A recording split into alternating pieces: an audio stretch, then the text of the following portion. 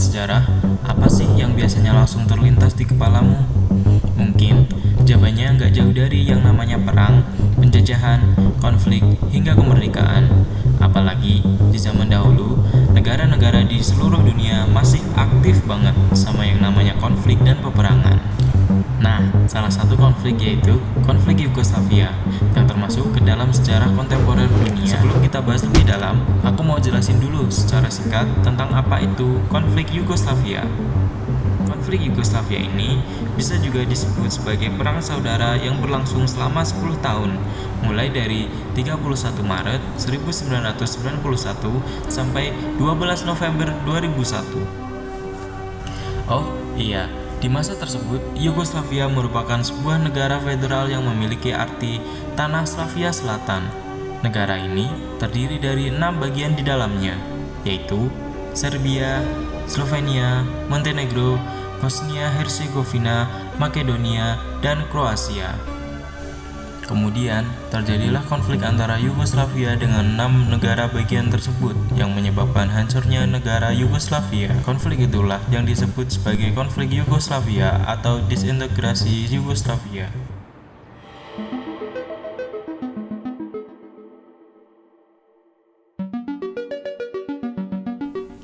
Oke, jadi sekarang kita udah tahu kalau konflik Yugoslavia ini merupakan perang saudara yang terjadi antara Yugoslavia dengan negara-negara bagiannya.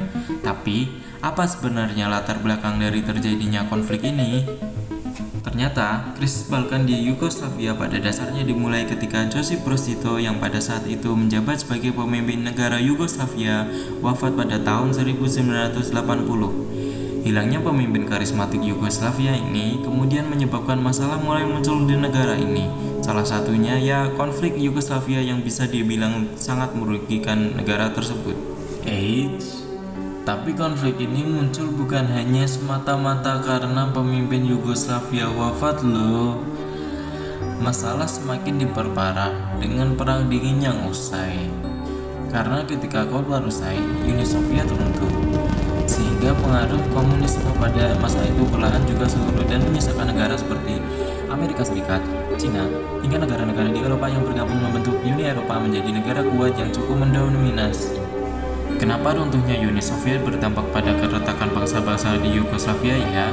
Karena mereka terdorong untuk menyatukan diri dan melawan pengaruh dari Uni Soviet. Jadi, ketika Uni Soviet runtuh, mereka kehilangan alasan untuk bersatu. Keadaan ini membuat Yugoslavia semakin gak stabil lagi.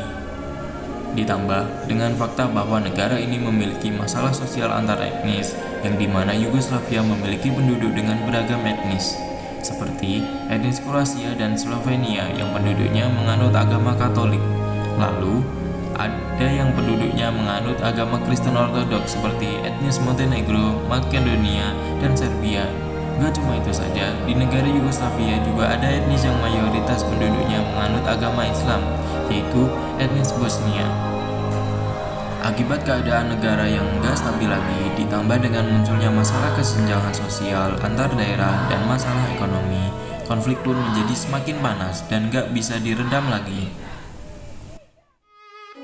Pada awalnya, memang cuma Slovenia dan Kroasia aja yang bertengkar, tapi dampaknya dirasakan juga oleh negara bagian lainnya dan menimbulkan konflik melebar.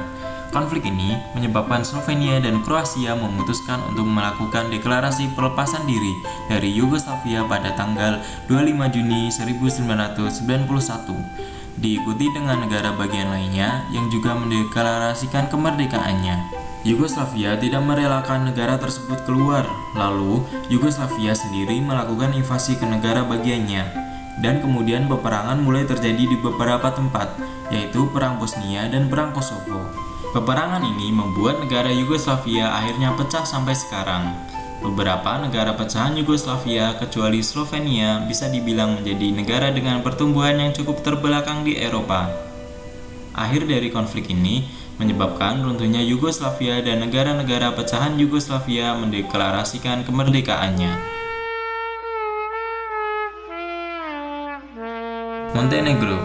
Montenegro merupakan salah satu negara bagian yang tergabung ke dalam Yugoslavia. Kemudian, dari tahun 2003 sampai 2006, negara ini menjadi bagian dari Persatuan Federasi Serbia dan Montenegro. Montenegro mendeklarasikan kemerdekaannya dan berdiri menjadi negara sendiri pada 3 Juni 2006. Serbia merupakan salah satu negara bagian dari Yugoslavia yang kemudian mendeklarasikan kemerdekaannya pada 5 Juni 2006, hanya berselang 2 hari dari Montenegro.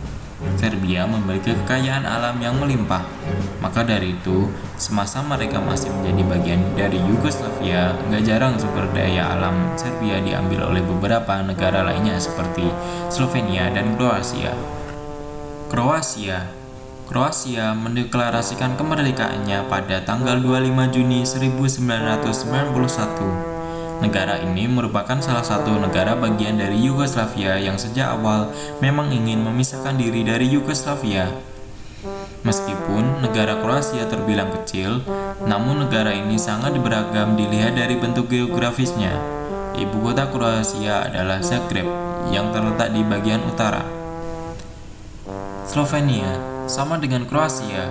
Slovenia juga negara bagian Yugoslavia yang sangat ingin melepaskan diri dari Yugoslavia.